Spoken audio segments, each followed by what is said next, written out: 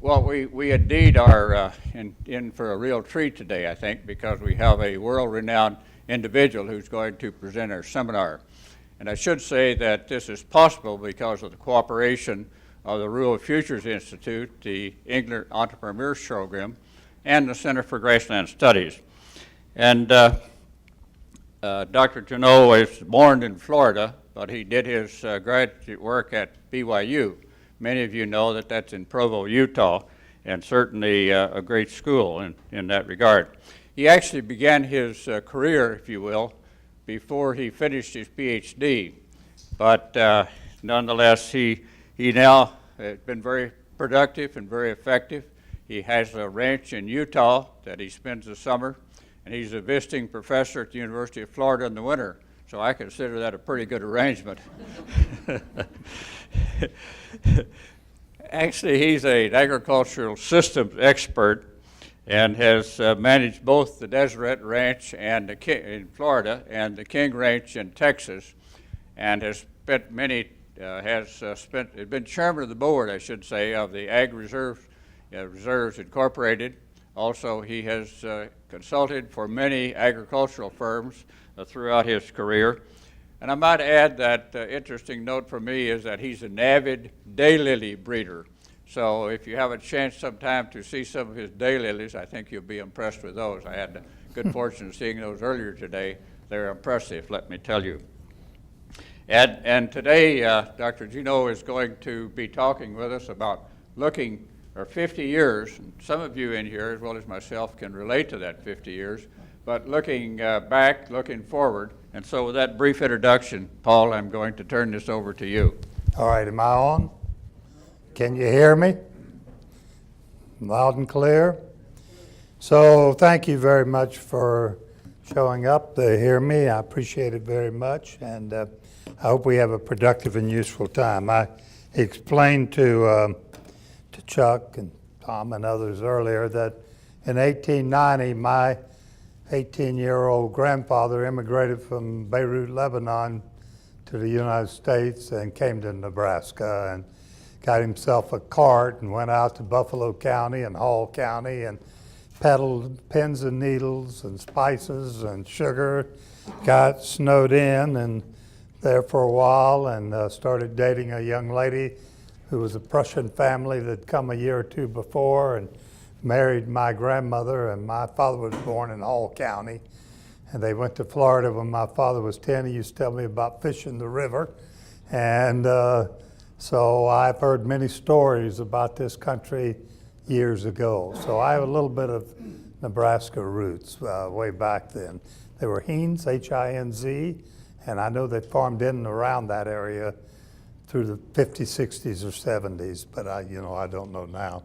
So when I was asked to talk about 50 years experience in ranching, I thought, well, that'd be a boring talk. It'd be kind of a, listen to old man drone on and on about the last 50 years. Let's change it up and spend a few minutes on the last 50 years, but let's talk about the next years and what I see coming and how I found out what's coming. So Churchill, who I love, said the longer you can look back, the further you can look forward. He was a great study of history. I think it was Mark Twain that says history doesn't repeat itself, but it rhymes. In other words, there's a rhythm to history. And so it doesn't repeat itself, but it does rhyme. So 1965 and 64, I voted for the first time. I voted for Barry Goldwater. I was told if I voted for Goldwater that there would be, Vietnam War would get worse, there'd be fighting in the street, and the economy would go to hell. I voted for Goldwater, and all that happened.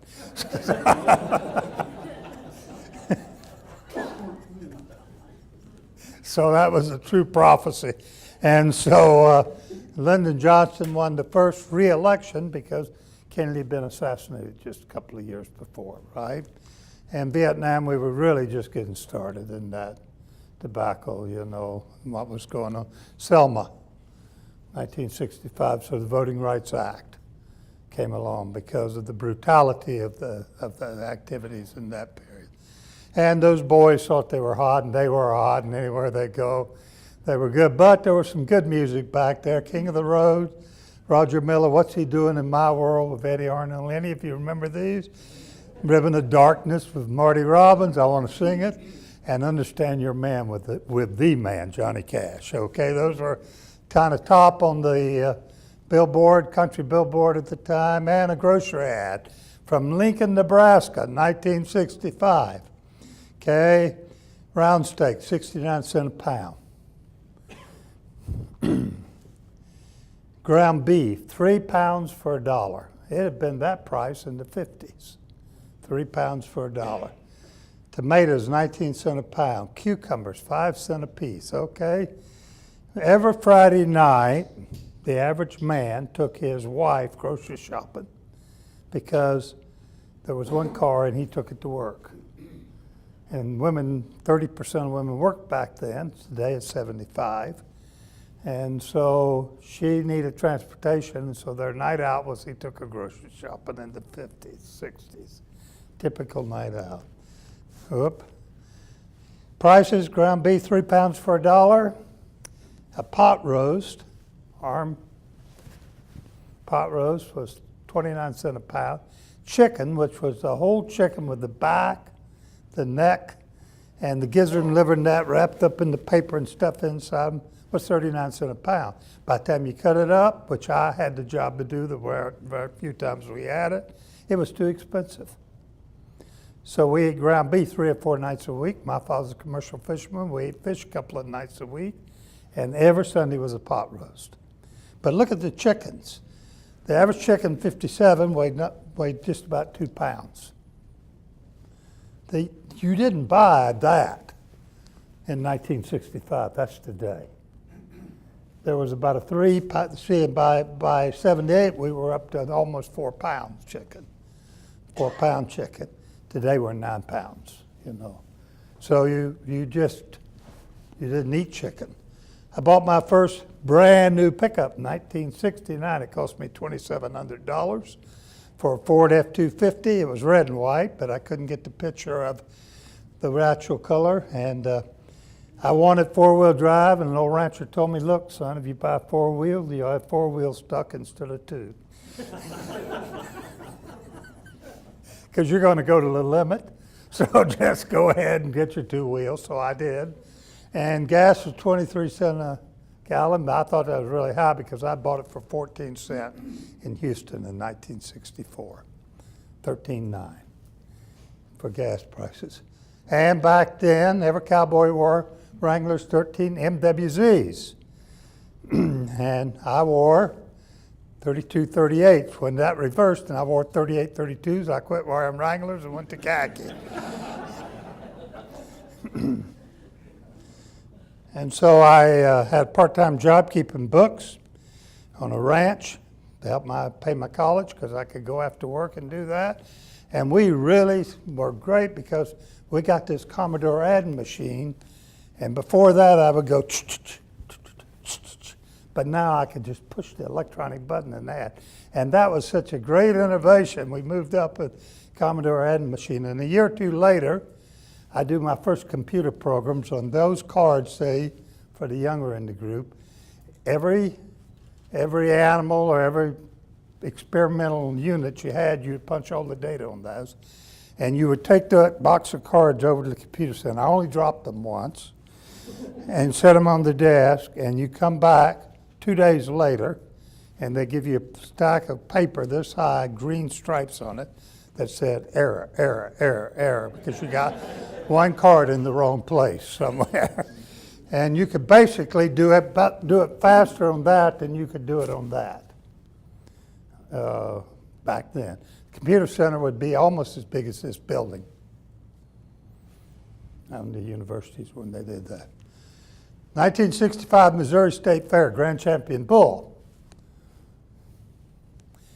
I'm sure Nebraska had better cattle than Missouri, but that was the typical animal of the day. 1960, Ideal Hereford Cow, published by the association. So in my early animal science classes, at the end of it was a survey class, the introductory class to animal science, At the end of it, we had a discussion on beef for a week. At the end of the week, we discussed line one this, line one that, line one this, line one that. Anybody know what I'm talking about when I say line one? Would you tell those younger guys that was Herefords? They were Miles City, Montana-based line one Herefords, and they were it right then. And I said, we spent the whole week on Herefords. How about some of the other breeds? He said, what other breeds would you have in mind, son?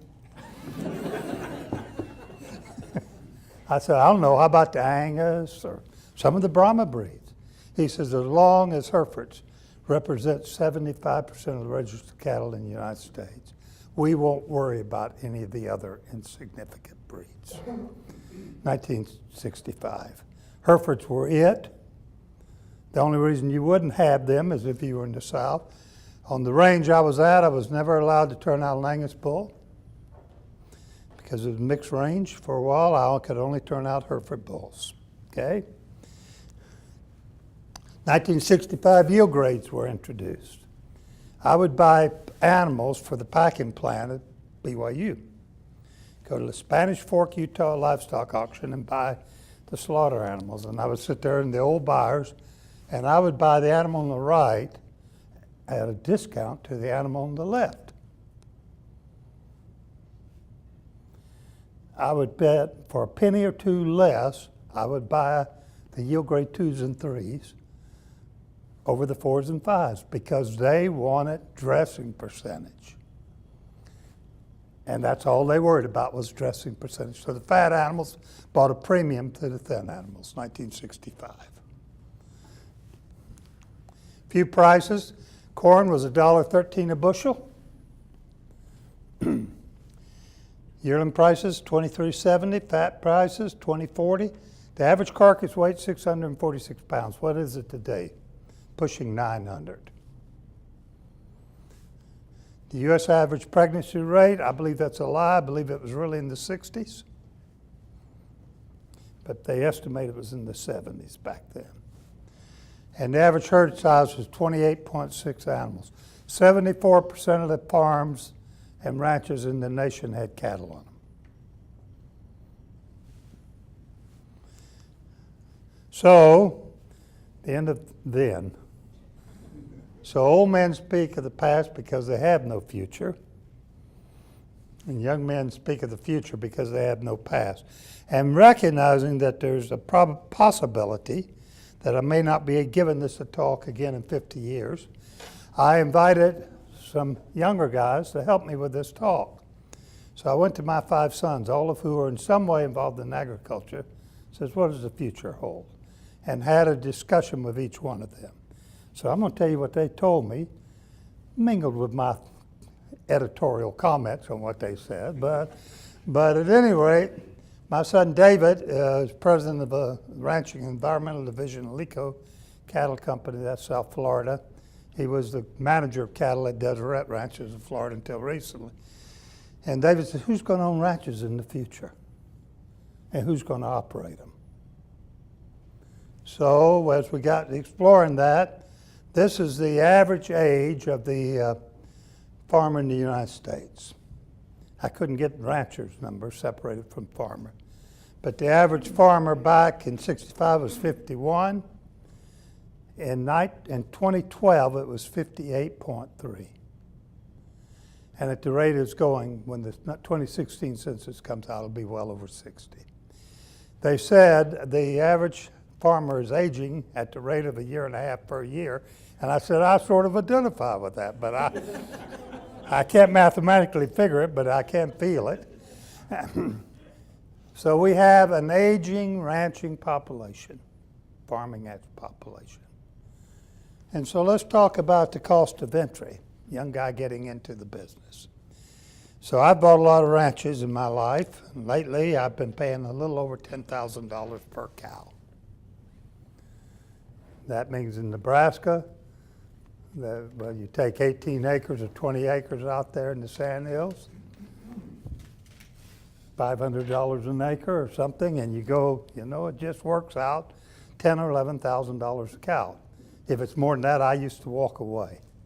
I don't know what they're doing in the company now, maybe a little more even, but it costs, when I bought the Rex Ranch, I figured $3,000 a cow out in West Nebraska. And anywhere in the world, it was about $3,000 a cow. It didn't matter what the price per acre, you could work it out. $3,000 a cow, you'd buy a ranch. So today, it's $10,000. If it takes a minimum of 500 cows to be a viable, full-time family operation, a young guy's got to have $5 million to get in. The old saying, if you can't marry it, you can't inherit it, So what's the entryway for these young guys? Probably leasing. That's probably what it'll be. So this is the number of beef operations, the blue line, and the yellow line is the average size of the beef operations. When I was in college, I was told 50 years ago that if I could get a place paid for with 300 cows, I could stay home, work there full time, my wife wouldn't have to work, and I could keep one son there.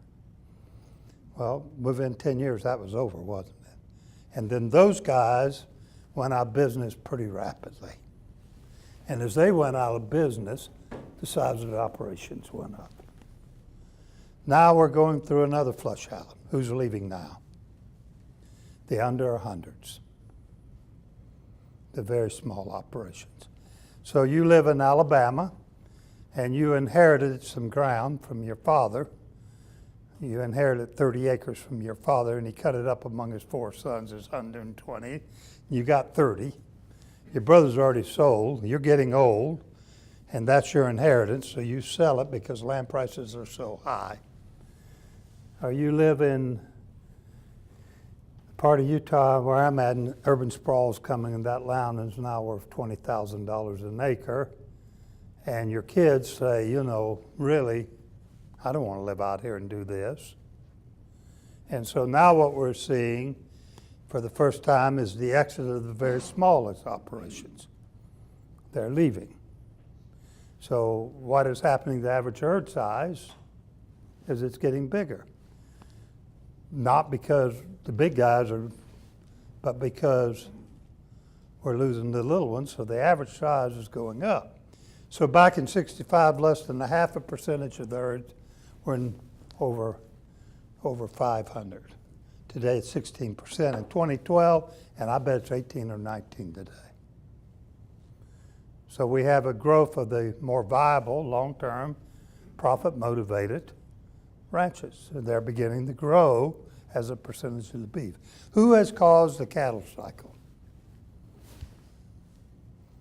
You know what I'm talking about, every 10 years. Who's caused that over the decades? Was it King Ranch because they reduced the number of cattle because the market was weak? It was the guy from Alabama I talked about.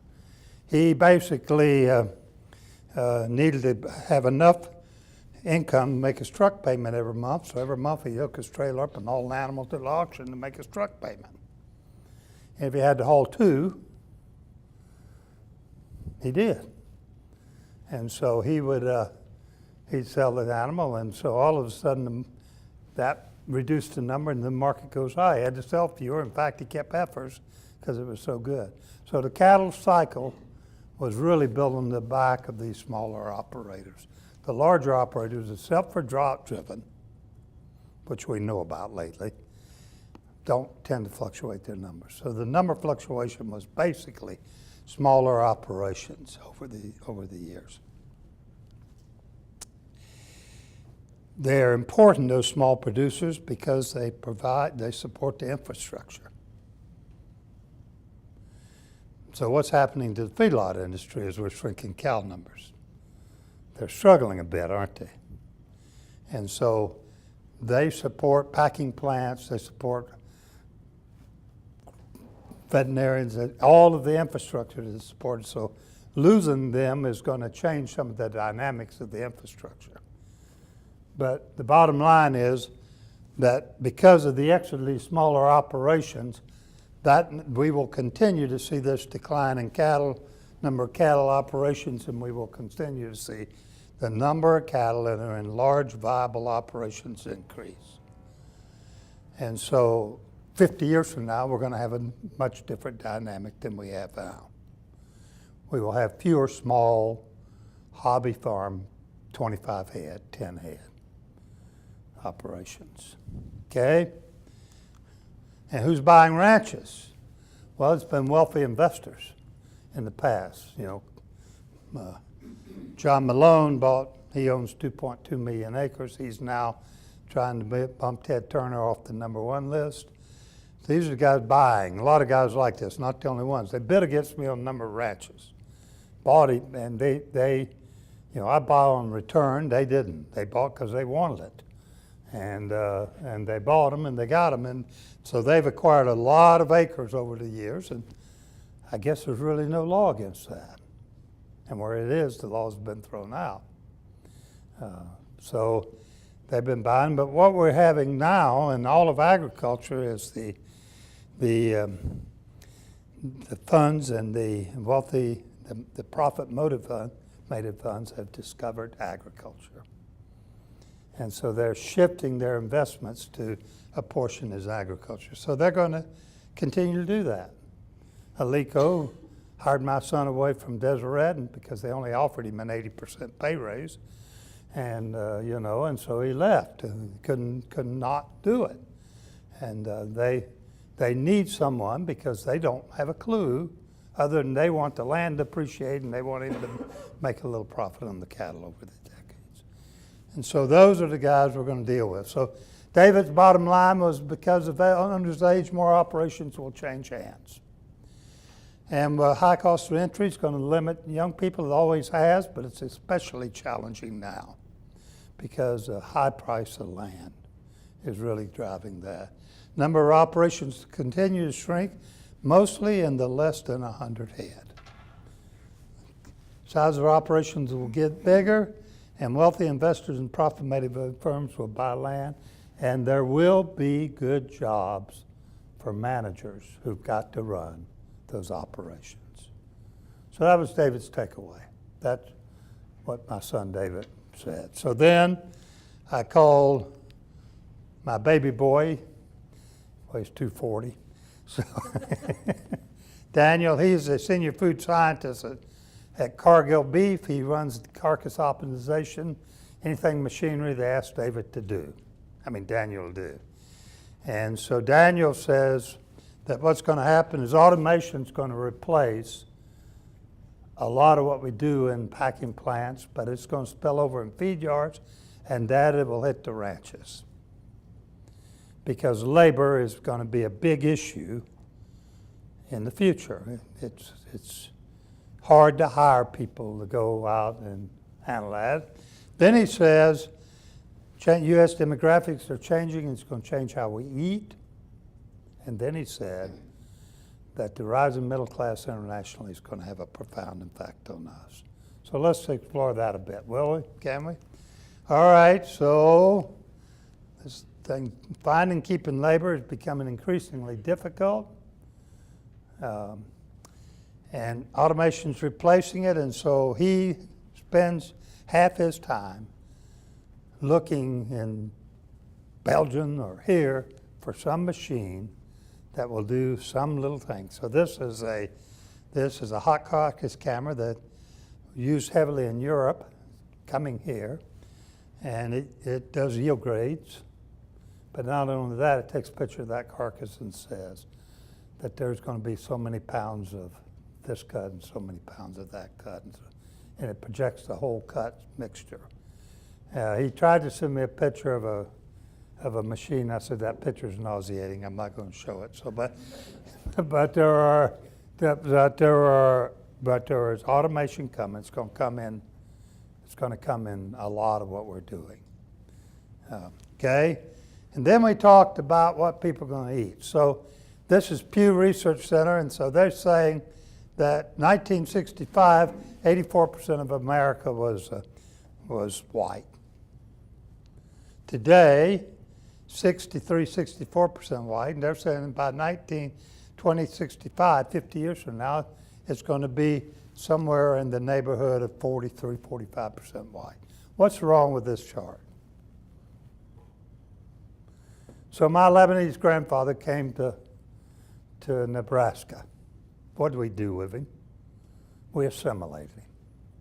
We started eating hummus, but we assimilated him, right? So am I Lebanese? I'm a Kambalachi is what we call this in South Texas. You know, I'm a hybrid vigor. And so we're going to assimilate the Hispanics. We're going to assimilate the Asians. And we will not have a 2065, 37% of we will assimilate them, and like we always have.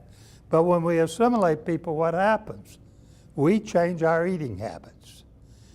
So my first pizza I ate in about 65, I thought it was horrible. 68, Domino's. 69, 67, Pizza Hut. Can you imagine life without pizzas? You know, there weren't any. The boys had gone to Europe in World War II, and they came home with a taste of them. And they found these little pizza stores in New York and that, and they came to Kansas and Nebraska and said, we want pizzas. And the Midwest was the start of the pizza craze. And so we basically, and who ate tacos 50 years ago? We've assimilated their food. And we will assimilate more. And we will have changing eating habits. So my son says, well, really in the packing plants right now, we think thin meats, they cut everything super thin. They make Melanesia out of it, and they make carne asada out of it, and they take very tough cuts and cut them super thin. We're marketing them right now. But either they will start eating ribeye medium rare just like me, or we will start eating some of that, and there will be an assimilation of food, just like we will people. So today, we eat more salsa in America than ketchup. Who would have thought that 30 years ago? Okay, so that's what's going to happen. So there will be this changing food, but beef is an important dietary. When you tell my Hispanic son-in-law he can't have beef, and you're going to have a fight. Okay, and so these rising population are beef eaters. So we may cut it different, we may cook it different, but beef will be important to them. So beef isn't going anywhere, right? In fact, they like it a little fatter. Wouldn't it be fun if we went back to your grade fives? Just tastes good anyway. All right. So, and then this comes off from the Pew Institute. This is a growing middle class in the world. This is a busy chart. I don't normally like to put anything this busy up, but so if you go back about 2000, we were 25% of the world's middle class. See, we're got 338 million people in North America. We had about a quarter of the world's middle class. Okay? And so this is how many middle class we're going to have over the next 20, 30 years. Now, Pew says this is going to happen by 2030. I think they're optimistic. I think it's 2040, 2050, but it's going to happen. The middle class is going to rise, become increasingly more of them. And so what's going to happen, we're going to be a very small part of the world's middle class, even though we'll have the same number, because China, India, Brazil, and Mexico are going to have rising middle classes, and heavy on China. And when you rise to the middle class in China, you want three things: a piece of beef, a glass of milk, a milkshake, and a handful of nuts. And so the company I was president of till recently heavily invested in nuts. Why do you think that I continued to buy ranches? Because I think there's an incredible future for American beef over the next 50 years. Why? Because we're going to export it. In fact, I think we'll sell more to China than we will eat within 20, 30 years. So what do they want?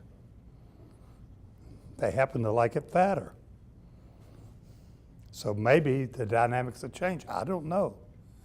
But I am saying that from an investor's point of view, I thought from the long-term perspective, ranches were an incredible investment opportunity. So I kept our company buying property. My last acquisition was 380,000 acres in North Florida, just to keep us acquiring ranches, okay? Questions on this?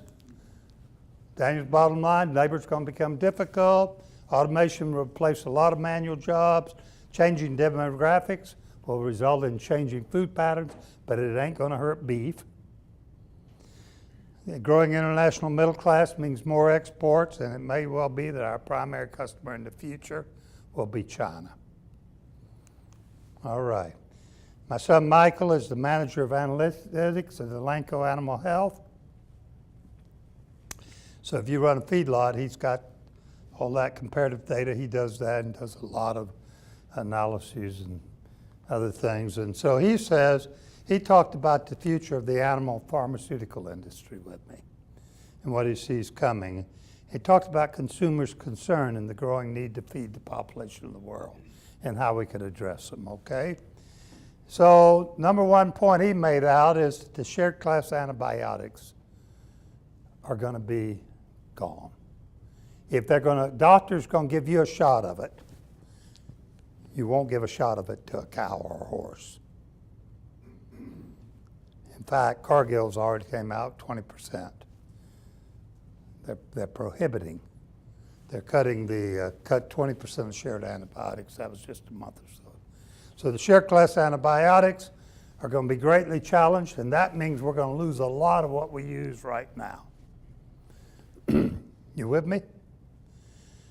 And over-the-counter sales of antibiotics in 10, 15, 20 years will be non-existent. You will not drive in to the local farm supply, grab a bottle, walk up and pay for it. Because there's too many concerns about bacterial resistance and use of the antibiotics. I'm not saying I like that. I'm saying that's coming, and it's coming faster than we want it to come, but it is coming. So what are those big companies working on? What's the future? Well, they're working on innovations in vaccines. Okay? There are new technologies, new skills in that vaccines. We will have better vaccines than we've ever had. They're working on new non-antibiotic treatments. We use sulfa drugs for years.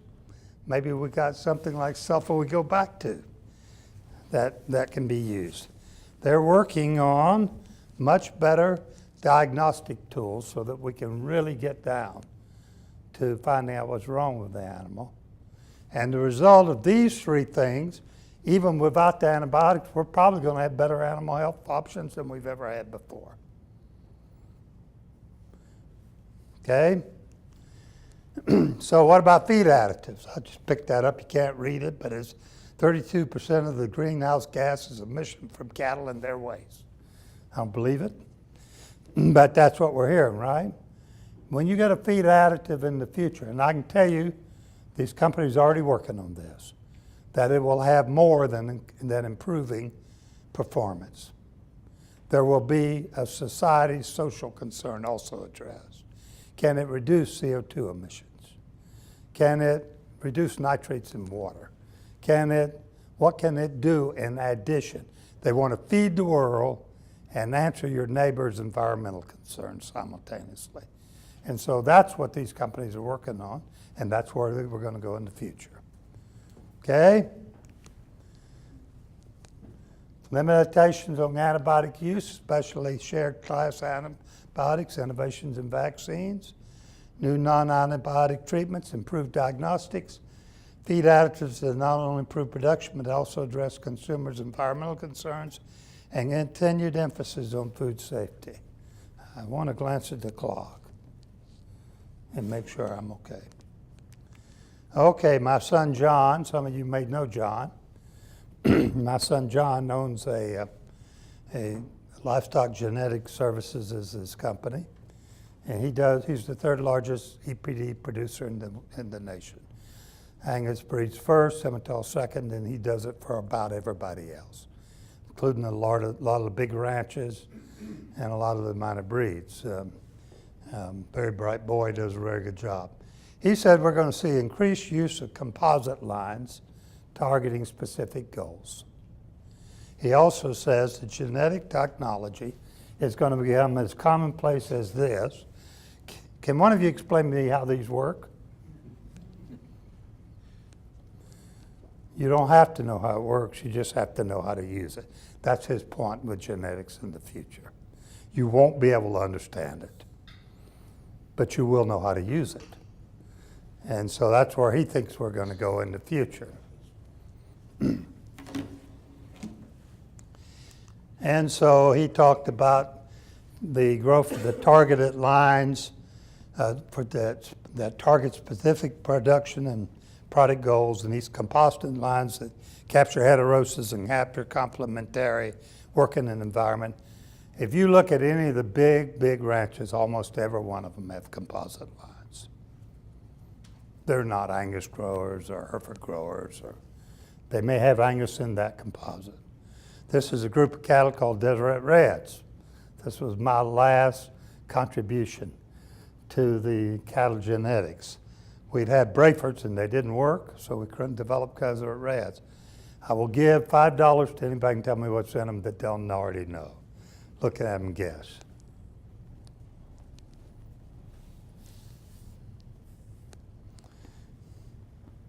Okay, there are 3/8 Red Pole, 3/8 South Devon, and 1/4 of Brahma. Okay, why did I pick them? They grade pretty close to an Angus, and they breed in tropical condition. They're moderate frame. So they go on top of a 3-breed rotation system at the Florida Ranch, and after we used the Fleckvies Simmentals, which we use for powerhouse growth, Fleckvies Cimbras, then we put these on them to improve the grade. Okay, so you got a system of genetics, all right? These cattle have performed wonderfully. They're grade almost as good as an Angus perform in Central Florida. Okay, so we're going to see more and more of this. And think hogs and chickens. So in '65, I took poultry production class. It was mandatory to have 3. I'd taken beef, I'd taken swine, and I had a choice of sheep or chickens. So I took poultry production class, right? And the major professor was Dr. Lawrence Morris. His contribution to science had been, he learned that you had to raise the oxygen levels in incubation in Mountain West to get the same incubation levels that we did. So he put oxygen tanks, pumped a little more oxygen, and got more of their incubation. So we went through this, that, and the other, and at the end of the class, we'd had a whole series on turkeys. I'd say, you haven't said anything about the breeds of turkeys. And one of those other son answers, son, he said, there's 2 breeds of turkeys, bronze and white. They come in 2 sizes, large and small. That's all you need to know. There were no bourbon reds, and well, that's where we're headed with cattle. Okay? That over time we will see these composite lines, especially on these large ranches, that can implement sophisticated crossbreeding programs. So the breeds will slide declining significance. They will always be there.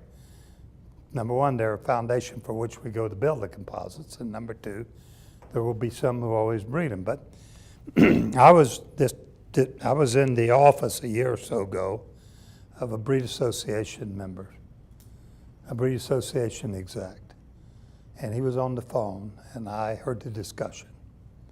I'm not going to tell you what breed association, but I heard the discussion.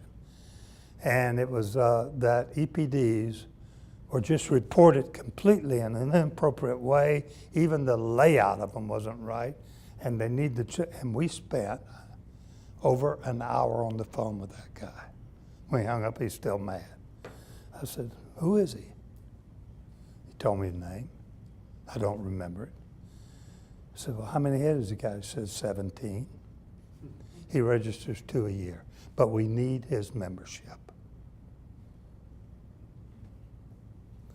We need him to stay because we need membership. And so that drives so much of the associations. And so you don't have clear goals. You get a board of directors, and he's on the board of directors, and suddenly everything you're doing has changed. And so the politics of the breeds is what is hampering them a lot. Okay? And you've got this changing social structure. They're now a hobby farmer in there instead of a serious cattleman. But they have their same opinions, and they're going to be heard. And so they're limited. There's something else that's hurting them. Now, I hope there's no breed, anybody that raises this breed, and I don't inform. But if you don't have whole herd reporting, your EPDs are not much good. And so what you have is they register the one bull, the one calf. They want to have papers on the CDPD. They don't report any of the data from the rest of them. And so, especially in your minor breeds, the EPDs are pretty flimsy because of lack of whole herd reporting. So this says, don't forget to register. No, register them all. Because you need whole herd reporting for EPDs to work, okay? So there's going to be the decline in breeds is important. And then, like I've already reported this, we don't understand how smartphones work, but we all use them. Similarly, we won't understand the complexities of what's happening in genetics. You won't understand them. Genomics. Remember I was PaulGenho, Chuck? They got on to me all those years because I pushed genomics. But we don't understand them, but we will use them. And I can just tell you, genomics is now here, and it's an important part of almost every breed association's EPDs, and they're not going away. They will become more important, and they will be used more. But the next step is we're going to learn to turn off and on genes. We don't have to do transgenics.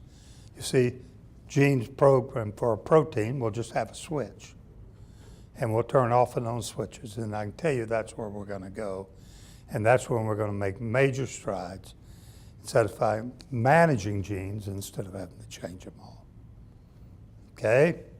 So there are going to be some exciting things happen over the next 20 years, and it will probably change a lot of how we manage cattle. And this is what I'm really excited about. Farming, PHAR, for pharmaceuticals. This is really just getting started. There's companies that are doing this, but basically there's certain things that people are born without the ability to produce a certain protein. If we can give that kid a glass of milk every day, that's one of the areas where I think transgenics is going to be important. I believe that over the next 30 or 40 years, our foods will become our vaccines. You have high blood pressure? Drink a glass of this milk every day. As we understand genetics and the whole area of farming for pharmaceuticals, I believe that will become much more important. There are companies toying with this now. There are actually some products being produced. So composites use of composite lines will increase, and breeds are going to decline in significance. Genomics are here. They're going to stay. They're going to become more sophisticated. We're going to learn more. We're going to learn to manage gene expression, and I personally am excited about farming for pharmaceuticals. Okay? Now, my son Paul, he's the owner of Edge Orbis. He's a web and database developer. He basically builds database management systems for agriculture operations. He's building a bunch for dairies in the El Paso watershed right now, or he works for that people. He says that with the existing, we started talking about the IT tools, and I said, Paul, I've gone through a number of these eras. The IT era started about 1980, and it's about over, son. The next era is biotech. We're just getting started. What's going to happen in biotech is going to be as revolutionary as what's happening in the IT information technology, ICT, information communication, whatever you want to call it. He says, you don't get it, Dad. Okay? He says the future, we don't need a bunch of new hardware tools. Yes, that's over. Then he told me a story about Eisenhower. Eisenhower, he said, Dad, there's been very few changes in vehicles for about 50 years. The truck is still basically, we put a different chrome, we did some of the transmissions. He said, but we built roads. And the trucks are becoming more useful. And so then I thought about going out in Mato Grosso del Sul, and looking these great spaces of land that we aren't using because there was no transportation to a port. And so all we need was a road. And so what he's saying, the Bible says in the days of Peleg, the world was split in the Old Testament. He says the world's coming back together and being brought by this. And so the roads are going to be built to further use this stuff. And right, we're no more hardware, but new and more sophisticated systems to use this. He says your IT provider in the future may be as essential as your accountant or lawyer today. When I originally wrote this, I said, may be as essential as your accountant and lawyer. He said, Dad, IT stuff's going to replace them. Your accountant will be replaced by IT. You'll have once a year tax review. Now, that's a little far out for me, but an IT guy can believe that. But so anyway, so we had the launch of the IBM PC in early 1980s, and we began this information era. It was followed the transportation era and followed the industrial era and so on and so forth. We had a 30-year run-up of all of these magnificent tools that we all use now. I've watched kids with the cell phones today. And I'd say something, they'd already fact-checked me. So we had the PC, the web, the cell phone, the emails, the GPS, GIS, the iPad, the radio frequencies, and all of this. All this stuff's developed. He says that isn't going to come that fast anymore. That's here. That foundation's laid. Instead, he says the future of things will be using the existing hardware by new technologies. And he said machine learning. He said statistics on steroids. He used these kind of terms. He said the Internet of Things. Anybody know what the Internet of Things is on this side? Anybody back there know what the Internet of Things is? Okay, tell us. Well, the internet will be able to, it's evolving, so it'll be able to do things that you don't even have to think about. It will do ahead of you. So it's people not having to think, and it's more related to the internet being as smart. So your refrigerator is going to be hooked to your car. That's going to be hooked to your tractor. That's going to be hooked to, and all of them the things will be hooked together. And so that will allow us to do very sophisticated things. Artificial intelligence, I think I've run into some of those already. And then he says sensors at sea. And these four things are going to take us forward. And I didn't want to bog this down, but this is coming rapidly, more rapidly than we know. And it's like those computer tools. You don't have to, genetic tools, you aren't going to have to understand them, but you're going to use them. Most of you are already using cell phones, right? Some of you using iPads, right? So every cow will be online all the time.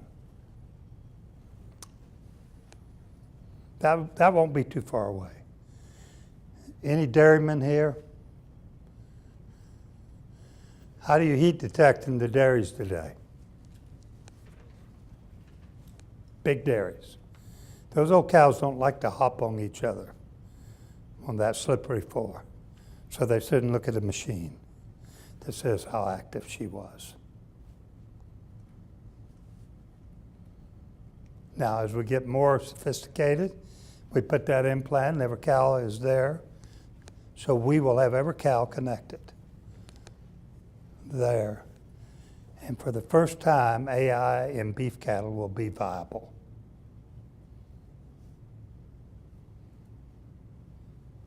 Because heat checking, but we'll know, I mean, you got to print out in the morning, these cattle. And when she's in labor, the alarm will go off and you don't have to go out there and sit in the barn in the cold. And when she gets out and she's on the highway.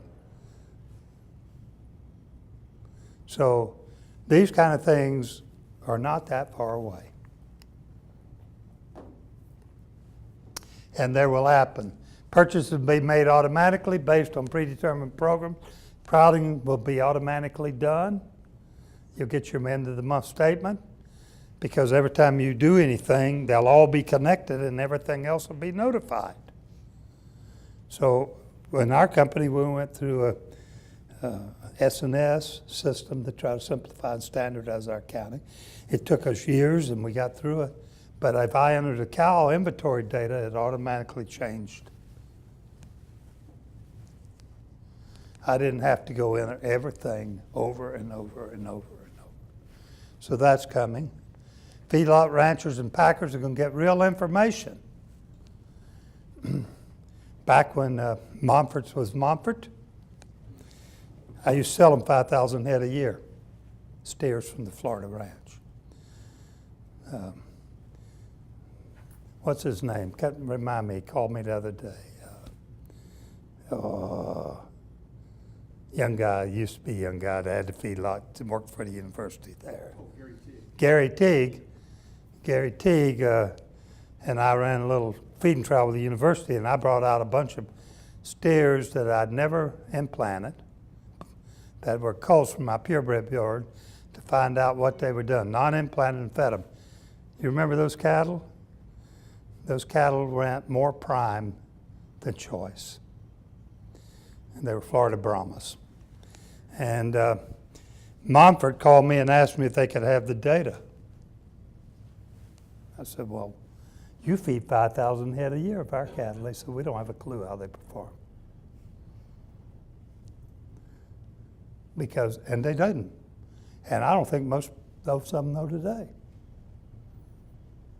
We fed them because we jerked the hide off and sold them.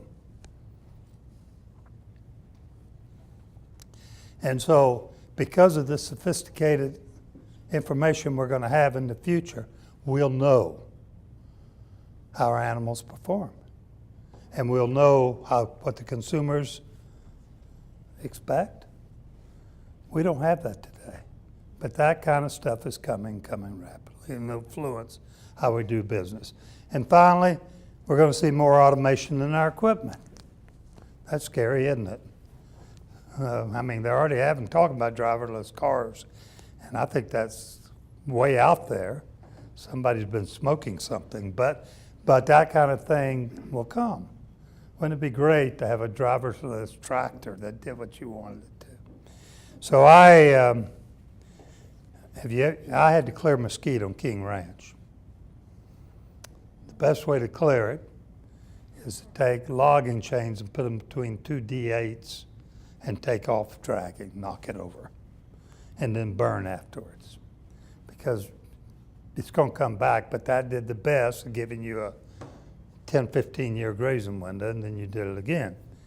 But if I put those guys in that mesquite tire in this room, you know what happened? Pretty soon they were bumping into each other, and the chain was. So I took and put them with a digital board in there, worked this out. And we laid this out on GIS, GPS, and I had them flying by instrument driving those aids.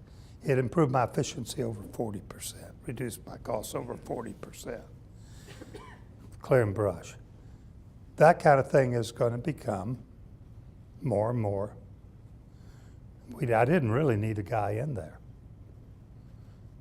because they just looked at the map. When they got to the end, they turned around, you know. All right. So Paul saying implementation of the existing technology is only beginning. This on IT area. Existing hardware is adequate to support profound changes. That will slow down. But the sophisticated software technologies are going to rapidly increase, really sophisticated software technologies. And the integration of these new technologies will open the door for the genetics programs, for all of the other stuff that we're talking about as we get more sophisticated in that.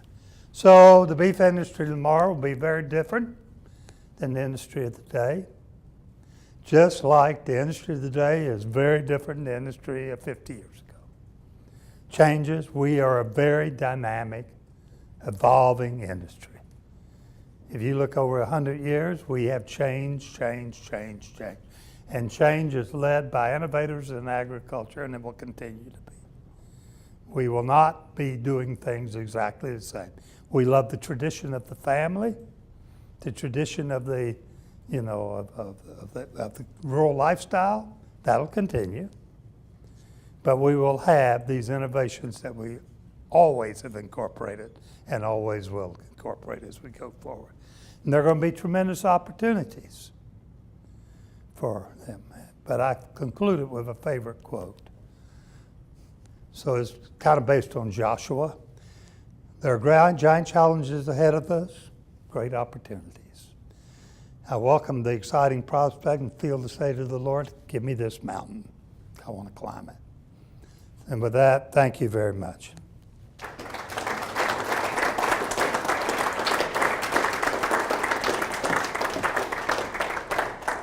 Yes. Per cap. Yeah. I think so. Because the demand, the high quality beef demand will never be replaced by anybody else. The Chinese want that. They don't want the beef out of Brazil. Okay? And what we have to offer is very high quality. And quality will continue to sell. There will always be that. We may feed them shorter times. We may change the ration some. But we will have a grain-based program into the future. I can't eat tofu, I'll tell you that. They're going to have to go a long way to beat that. But we eat for satiety. We eat for, there's still, in spite of using the grain, there's still an efficiency in a beef cattle that turn other things that cannot be consumed into high quality protein. They're going to have to come a long ways to beat that in the lab. So I'm not going to tell them not to try that, but I'm going to say, meanwhile, we'll continue to produce and sell beef. I think we're going to see less fluctuation in cattle numbers. Yeah, I really think that's part of what's happened the last few years already. But I think it will continue to, because the cycle's not like it was, still here. But I think that reduction in those guys will continue to. So I think there will be more consistency and marking consistency in production in the future. Number one, we're going to have larger producers, and they are going to do business with the packers if they don't. They'll move to the next one. Okay, and number two, I just think the whole dynamics of the pressure on them from the retailers and so on and so forth, I think there will be much more information flow in the future. But I think some of the value of the shares because they didn't have anything to share. They really only were jerking the hides off and selling them in the past. I think they don't, but I think that will evolve. Okay. Yeah, my honest opinion is that with a shrinking, the cattle industry would be smaller. It's already smaller. I mean, we're 770 versus a million producers, and we're going to be 500,000 producers, and so and they will be larger, and they will have more business-driven decision making. And I think you will see a different. I think it would have been easier. I wish you and I could go another 50 years. Well, I'm going to be Operate here. in that deal. I had some minor surgery. I won't go into it, but there are women in the room, but every man has it at one point or other. And I had some new one with laser, and he said, you're going to have this again 15 years. So what do you mean? He said, it lasts about 15 years. I said, you mean I'm going to have to go through that 3 more times? And so it just discourages me that I see animal science students graduating. They hadn't got a nutrition class. They don't have a genetics class. And they don't have a reproductive physiology class. They maybe took one of those. But they have 5 classes in horse management, or they have, and so you just cannot get too much science. Hello, Chip, I didn't see you sneak in back there. So the manager, And I think they all need internships, mandatory internships. So let's talk about this is dangerous. But let's talk about the university education system, which has served us extremely well over the decades. Back when he was a young man, and even a little before then, when they built this thing, this 3-legged stool of education, the concept was, if you got a bachelor's degree in 1920, you had all the knowledge you'd ever need to go back and run a farm or ranch. And then you got a master's degree, you could become an extension agent or VOAG teacher. And then the PhDs were for researchers. But we placed an inordinate amount of attention to turning out PhDs. I mean, if you were a good teacher, you maybe got a little bit of credit. But if you didn't graduate a whole flock of PhDs, you didn't get tenures quickly. And so today we're facing the situation where the universities, ag schools for the most part, are disproportionately tilted towards PhD production machines, and they're not adequately preparing people to go manage because a bachelor's isn't adequate anymore to go out and really manage. So which is the growth of the King Ranch Institute? It was an attempt to say we need a graduate level. My gut is that one day that Nebraska will have the premier row crop management school. And that people will flock to Nebraska to learn row crops, corn production, soybean production, because all the management tools for that. Because you get a bachelor's degree, and what do you really work on? You write a thesis in a style that you will never write in again in your whole life. And you will put it on the shelf somewhere, and you become an expert in a very narrow range. We need to think systems. And so I think there's going to be an evolution in ag education over the next 30, 40 years.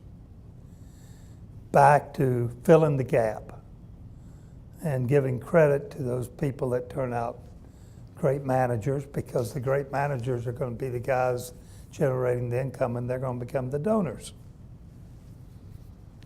And they're going to, that has some influence on administrations. And so I think that will be an evolution that we'll see. And I know you guys are already working on here, and I applaud you for what you're doing here.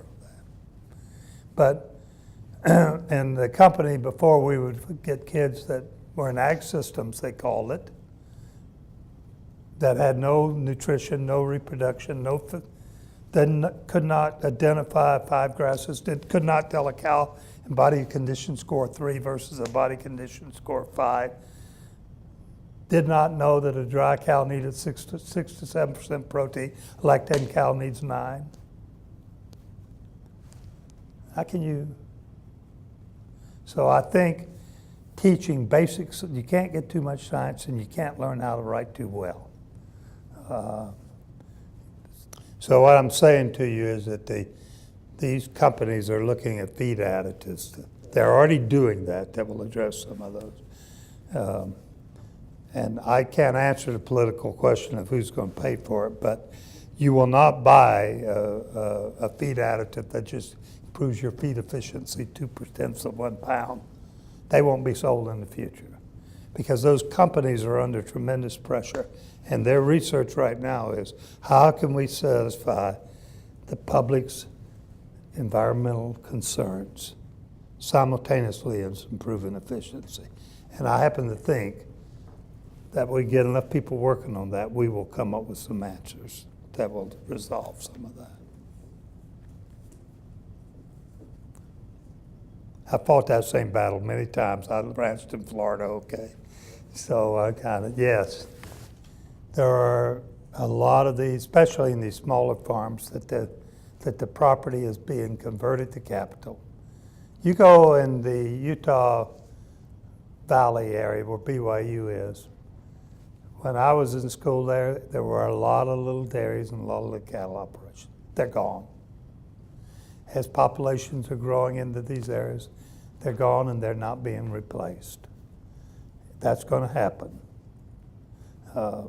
As people want to move, kids want to move to the city, want a different lifestyle, and wives won't live out there anymore, and the young people are not as eager to be out there. In some areas of the southeast, for example, that hasn't hit here yet, but at least I don't think it has. And you're going to find that some of these smaller operations will sell out. They'll turn that into cash, that land into cash. Well, it's been fun. I've enjoyed it. Glad to be here.